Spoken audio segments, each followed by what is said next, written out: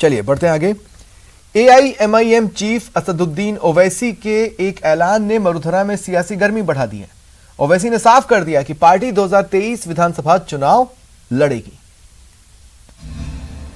मरुधरा की सियासत में ओवैसी ने मचाई हलचल।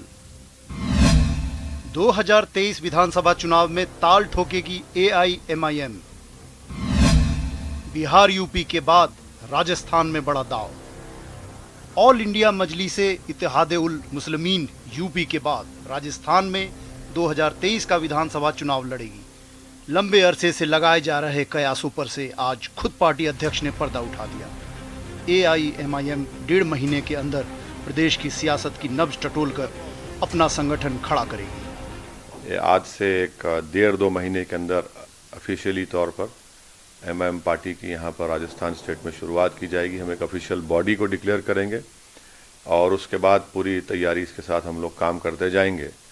और मुझे यकीन है कि राजस्थान में यहाँ की आवाम, यहाँ की जनता, यहाँ की लोग एमआईएम पार्टी का सपोर्ट करेंगे।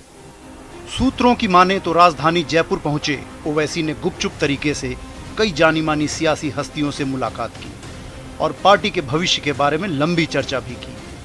माना जा रहा है कि एआईएमआईएम प्रदेश में अध्यक्ष के चेहरे की तलाश कर रही है। ओवैसी ने बीजेपी की बी टीम के ब्लेम पर साफ कहा कि हमें देश में अल्पसंख्यकों की आवाज को मजबूत करने के लिए चुनाव लड़ना है।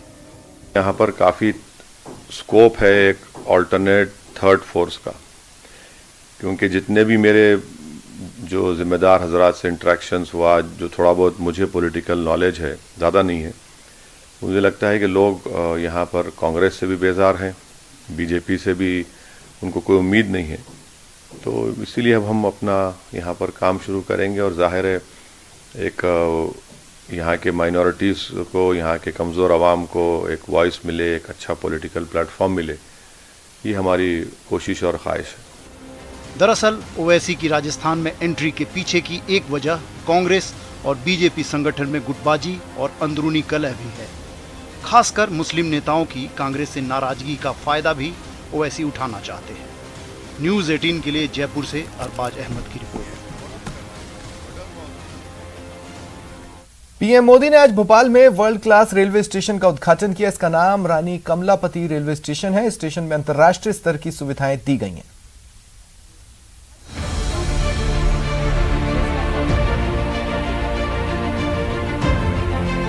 रानी कमलापति रेलवे स्टेशन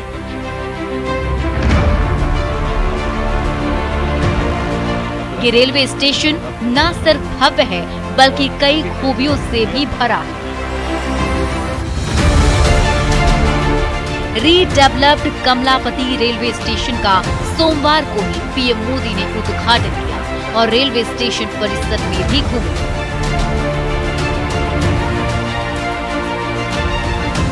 स्टेशन के उद्घाटन समारोह को संबोधित करते हुए पीएम ने स्टेशन में हुए विकास को टैक्स देने वालों के सम्मान से जोड़ा और वीआईपी से ईपीआई कल्चर की तरफ बढ़ता कदम करार दिया। यही टैक्स पेयर का असली सम्मान है।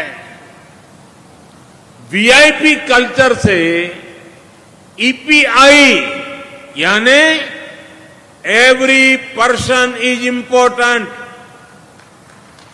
ईपीआई की तरफ ट्रांसफॉर्मेशन का यही मॉडल है। भोपाल के इस ऐतिहासिक रेलवे स्टेशन का सिर्फ कायाकल्प नहीं हुआ है बल्कि किन्नौर गढ़ की रानी का नाम जुड़ने से इसका महत्व भी बढ़ा है। पहले रानी कमलापति रेलवे स्टेशन का नाम हबीबगंज हुआ करता था। गोंडवाना के गौरव से आज भारतीय रेल का गौरव भी जुड़ गया है। ये भी ऐसा समय में हुआ है जब आज देश जनजातीय गौरव दिवस मना रहा है। अपने संबोधन में पीएम मोदी ने बताया कि सरकार रेलवे व्यवस्था के कायाकल्प में जुटी है और देश के 200 स्टेशन को रानी कमलापति जैसा भव्य बनाने का काम कर रही है। जब देश ईमानदारी से संकल्पों की सिद्धि के लिए जुड़ता है तो सुधार आता ही आता है, परिवर्तन होता ही होता है। ये हम बीते सालों से निरंतर देख रहे हैं। रानी कमलापति देश का पहला ISO 9001 सर्टिफाइड रेलवे स्टेशन है। देश का पहला रेलवे स्टेशन है जिसे 5 स्टार GEM रेटिंग मिला है। शॉपिंग कॉम्प्लेक्स, रेस्टोरेंट, हॉस्पिटल और स्मार्ट पार्किंग जैसी सुविधाएं हैं। AC waiting room, retiring room, dormitory समेत VIP लॉन्च बना है। सभी 5 प्लेटफॉर्म को एक्सकलेटर और सीढ़ियों के जरिए जोड़ा गया है। भीड़ के दबाव को कम करने के लिए स्टेशन में 2 सबवे बनाए गए हैं। सुरक्षा के लिए CCTV कैमरे और सेंट्रलाइज्ड कंट्रोल रूम है। स्टेशन की सबसे बड़ी खूबी है इसमें बना विशाल एयर कॉन्कोर्स। इस कॉन्कोर्स में सैकड़ों यात्री एक साथ बैठकर ट्रेन का इंतजार कर सकते हैं और खास बात यह भी है कि सारे प्लेटफॉर्म इस कॉन्कोर्स से जुड़े हुए हैं। बता दें, रानी कमलापति रेलवे स्टेशन को सार्वजनिक निजी साझेदारी के तहत विकसित किया गया है और इसमें वो तमाम सुविधाएं दी गई हैं जो किसी अंतर्राष्ट्रीय एयरपोर्ट पर मिलती है। Bureau report, news 18 network.